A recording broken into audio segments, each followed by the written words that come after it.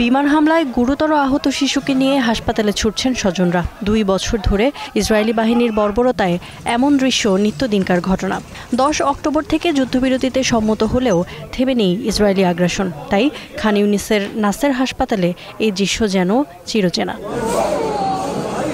শুধু খান ইউনিস নয়, উপত্যকার বিভিন্ন স্থানে নানা অজুহাতে বিমান হামলা চালিয়ে যাচ্ছে ইসরায়েলি বাহিনী। হামাস নিয়ন্ত্রিত সরকারের দাবি, যুদ্ধবিরতি শুরুর পর থেকে এ পর্যন্ত উপত্যকায় 97 ফিলিস্তিনিকে হত্যা করেছে ইসরায়েলি সেনাবাহিনী। আহত হয়েছে আরও প্রায় 250 জন। অভিযোগ উঠছে, গত 10 দিনে 80 বার যুদ্ধবিরতি লঙ্ঘন করেছে দখলদার শক্তি। বারবারই যুদ্ধবিরতি চুক্তি ভাঙছে ইসরায়েল।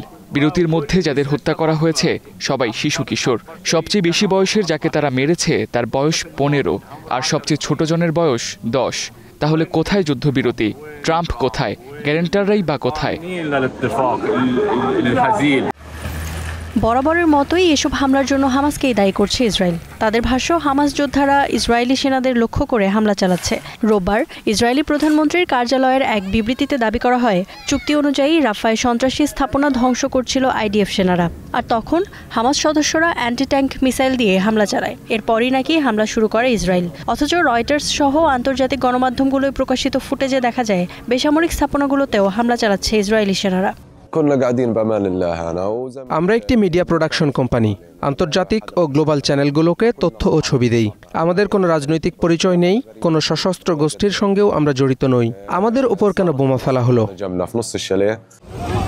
হামাসের সশস্ত্র শাখা আল কাসেম ব্রিগেডস এক বিবৃতিতে বলেছে, তারা ইসরায়েলের সঙ্গে হওয়া যুদ্ধবিরতি চুক্তি মেনে চলছে।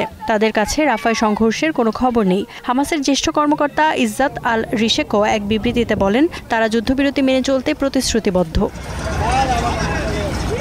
এছাড়া হামাসের বিরুদ্ধে ফিলিস্তিনি বেসামরিকদের হত্যার অভিযোগও তোলা হয়েছে। এ নিয়ে এক বিবৃতিতে গ্যারান্টার রাষ্ট্রগুলোর মনোযোগ আকর্ষণ করেছে মার্কিন পররাষ্ট্র দপ্তর। জবাবে হামাস জানিয়েছে, যাদের হত্যা করা হয়েছে তারা হত্যাকাণ্ড, অপহরণ, ত্রাণ লুট, ডাকাতির মতো ঘটনার সঙ্গে জড়িত এবং তারা ইসরায়েলি মদতপুষ্ট বলেও প্রমাণ মিলেছে।